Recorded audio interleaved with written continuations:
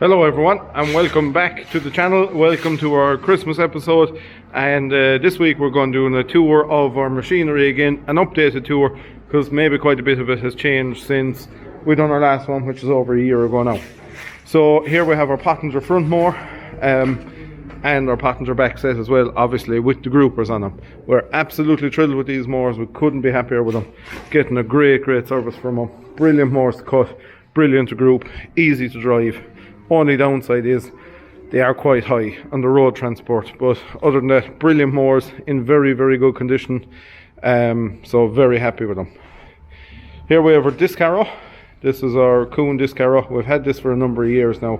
A right good heavy tool for disc harrowing. Probably could do with changing our front discs. They're getting a bit worn on it now, so might change them before it heads out again next year. But very nice machine in very good order as well. A lot of the stuff we bought in the last couple of years, we've been trying to get up to good stuff. We started out with a lot of poor stuff, and once we started doing a bit of work, we moved it on. I'd never go out and spend huge money on a machine that I'm not quite sure what it's going to do. You'll see it with everything we do. If you look back along, stuff we start out with, poor, cheap and cheerful, but it gets the job done. You have a feeler in for whether you're going to make money with it or not. Once you're making money with it, once it's doing a lot of work, then you go away and do the likes of this.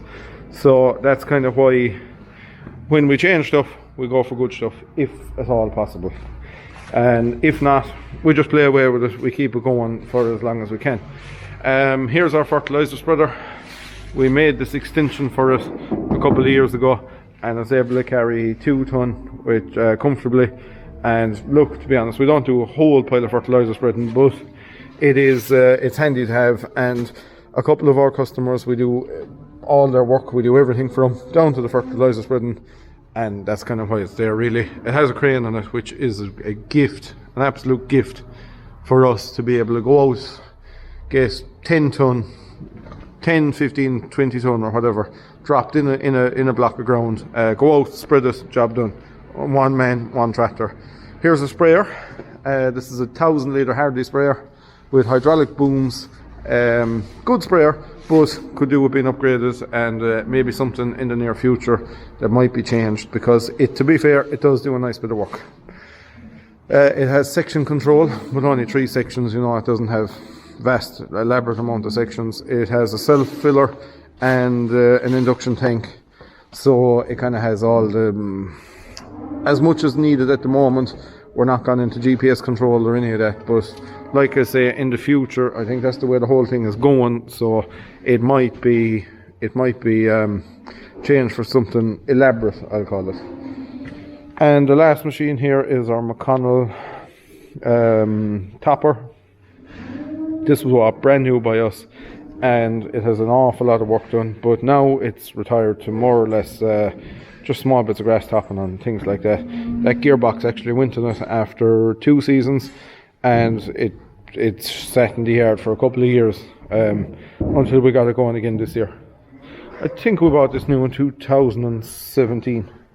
So, but that's pretty much it for this shed. This is just, I'm very glad to have the use of this shed to park stuff in, and we'll head up home and give a look at the other stuff. And here we have our bale grab. I'm going to walk around the yard and come up the other side. We're back in our own yard now. Here we have our double bale grab, still working away, still doing its thing. Here we have our slurry pump. It's a Cryman pump, and it needs a couple of things changed. This gate valve isn't working properly, and that led to a lot of problems. And our primer, we have quite a small primer, so we're going to change that for a new one. And the man we bought this off of, Ben Agri, is an absolute gent to deal with. Very nice guy, very helpful man, and has put up with us ringing him when we've had problems and all that kind of stuff. So yeah, a big shout out to Ben Agri, an absolute gentleman.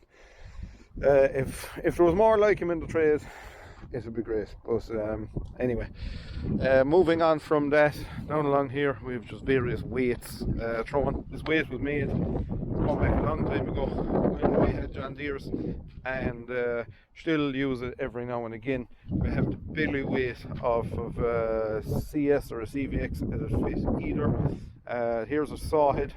It's just thrown here because if we're coming up out of the yard with the hedge cutter, you're just able to latch onto him there and carry him away, and he does that job.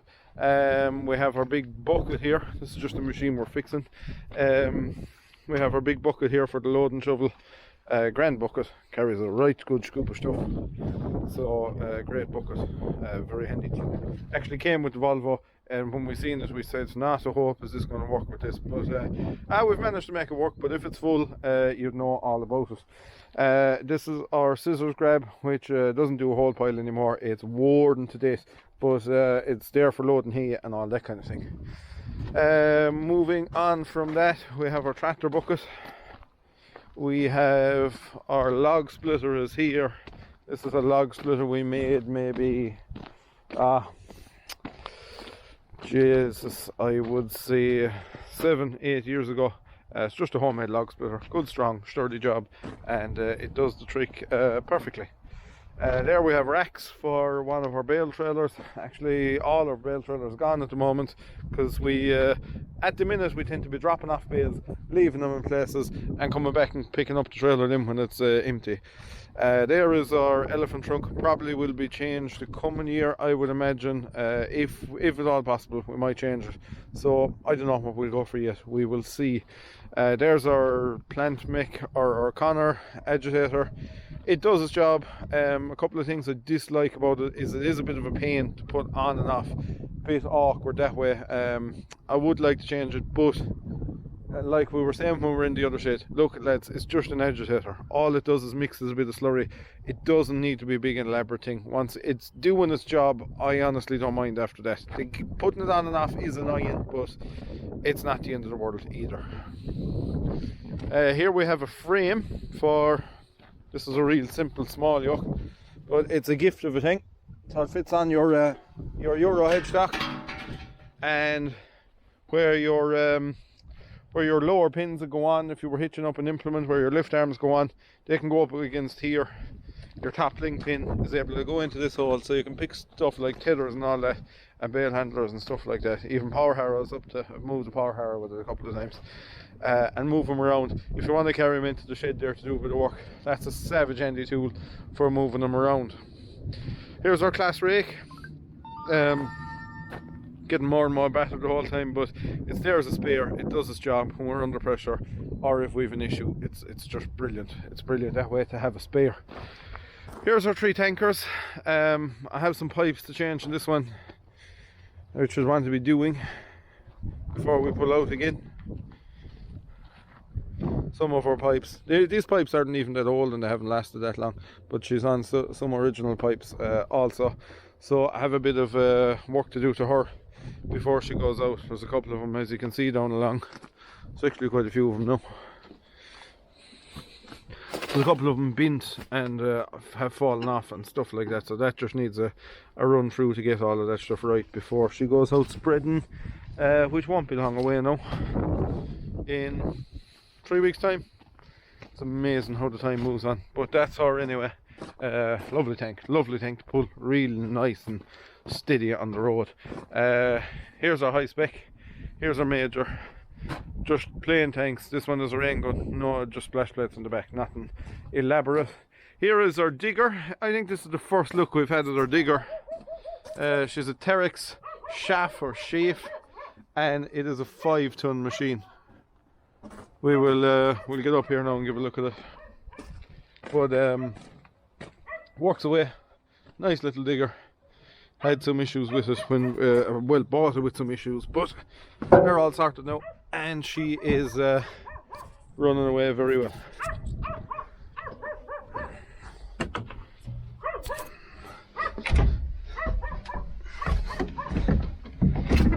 So this is her. Basically, she has servo controls. Just nice, straight enough digger. Will we keep it? God only knows. We'll, like everything, like I said earlier, we will use it away for a bit, see how we get on. If we end up doing a lot of work, then yeah, we'll go to something fresher, but if we only tip away with it, then it's going to stay.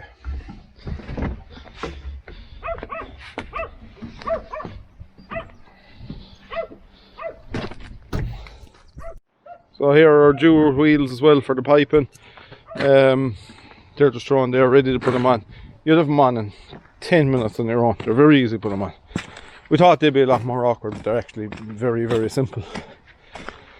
So here's our Volvo load and shovel, our L50B. Needs a bit of tidying, and if we get time we will do it, but like that, look, it's not going every day. It tips away during the winter. It's a machine we are surprised how much use we have had for it. It does bits and pieces. It does be busy in the summer. It does a good few hours, but look, once it's running away mechanically, it doesn't have to be the best thing in the world to do the amount it does. But I would like to change it, and if I was to change, I would love to buy a Lungby. They're just the Rolls Royce of loading shovels, the absolute Rolls Royce of them. So maybe in the future, we'll see.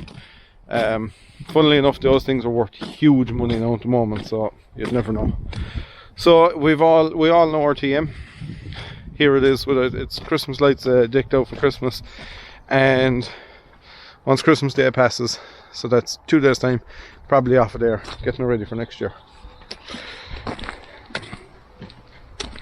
And here's our 6480, which I know a lot of you like, a lot of Massey fans on the channel, and very impressed with this tractor. But I don't know, am I a huge fan of that Dyna 6 gearbox.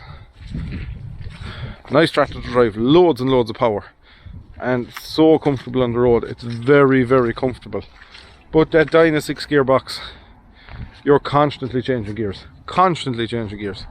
and while I've gotten used to not changing gears, maybe that's what's just, I love the tractor, I just don't like the gearbox. So here's our old land leveler. That's been used bits and pieces this year. A couple of bale handlers here, and our tether is also here, but it's in need of some repair this winter again. We got it fixed up last winter, but it needs some repairs again this winter. And also here is our new land leveler. Worked very, very well this year, and it has actually been out 2 weeks ago, I think. It was doing a bit of work. And here is our slurry reeler and spreading, and our spread bar, and there's our front reeler behind it. I've, like, going back to the point again, and it's our third time nearly going back to it. Cheap and cheerful setup, because when I bought this, obviously I had no slurry piping job to do, so why would I go out and spend 50,000 euro on a setup to spread slurry? If I'd done that, I'd have to go out and spread a lot of slurry with it in. And to be fair, like, we do kind of really have enough to do for our staff level and our machinery level. So it's, look, we'll pick up a bit. Slurry piping is getting more popular. There's more piping every year. It was just something, if I didn't do it now, I felt I was going to be left behind in the whole thing. There are some of our good customers that we do everything for, even spreading the fertilizer, like we had at this fertilizer spreader, and they get their slurry pipe now, and we weren't piping it, they get someone else. So it kind of suited. They were saying, look, if you ever buy the pipe, we'll go that road or whatever, and it just suits for the time being.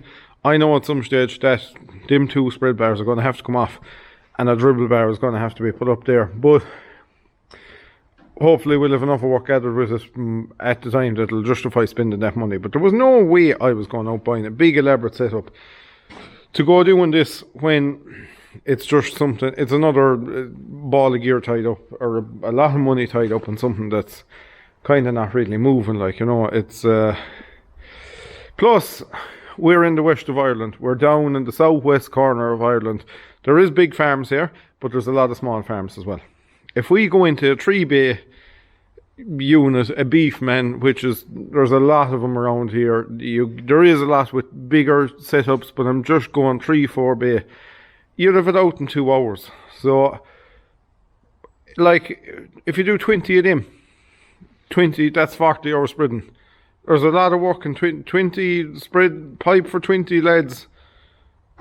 20 small lads, that's still only 40 hours. You'd want to be doing 300, 400 hours with it to have the big elaborate setup, and it's just not there at the moment. So look, that suits us, and it'll be staying the way it is for until either there's an awful lot of work gathered to upgrade it, or we're pushed in a situation where we have to upgrade it.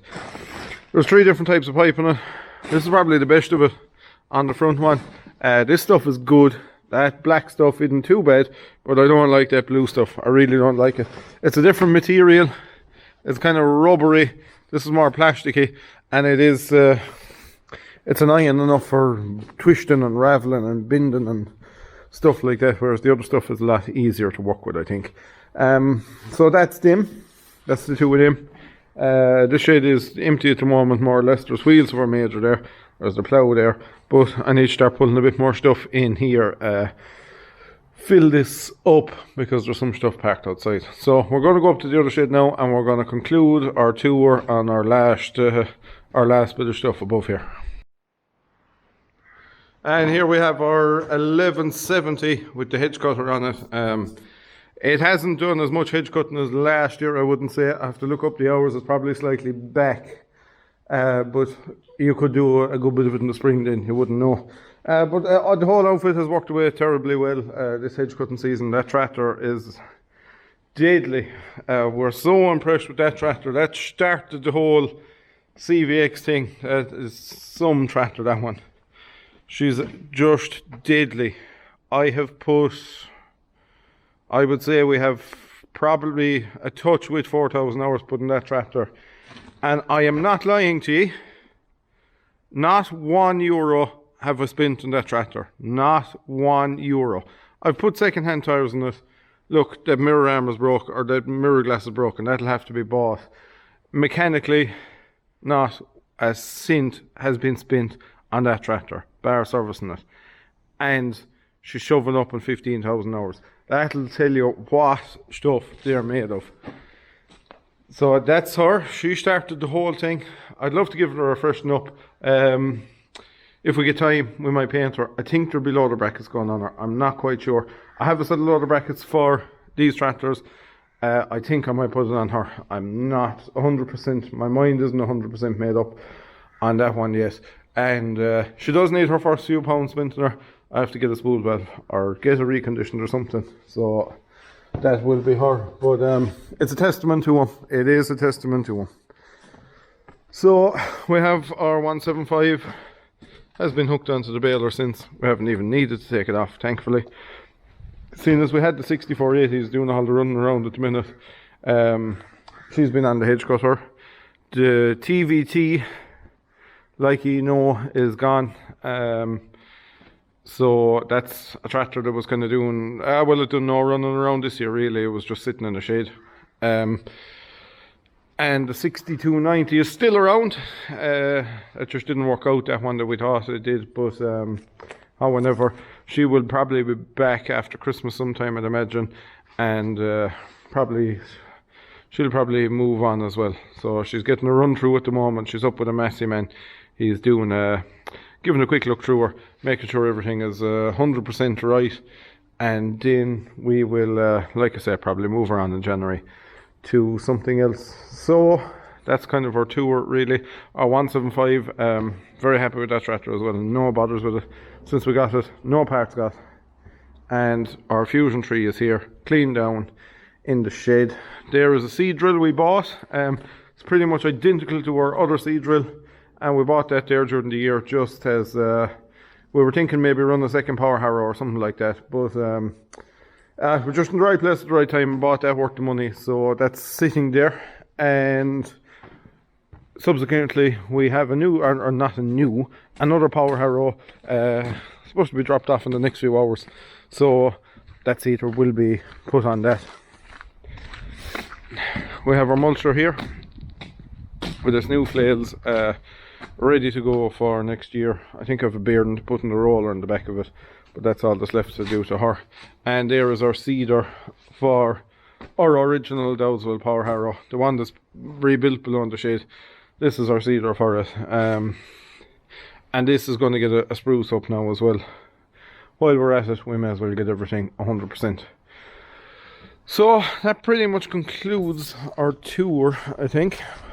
I'll just go back here because we have a few bits and pieces to go through. We have a few statistics like we done last year. This time last year we had 2,200 subscribers, just slightly over 2,200 at this moment. I'll get it up right now on the phone. 1 second now. At this moment I know we've over 4,000. We have 4,573 subscribers as of right now. So our channel has doubled in the past year.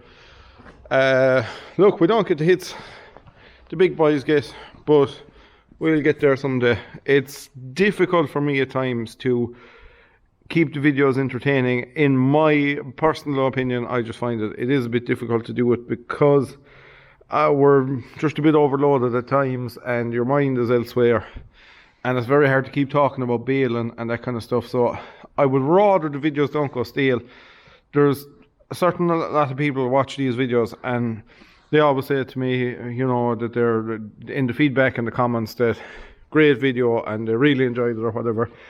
And I like to see that, and I don't want to put up rubbish that nobody wants to be watching. Literally, you know, there's no point putting up stupid stuff that people have no interest in watching. So that's kind of why, I suppose, why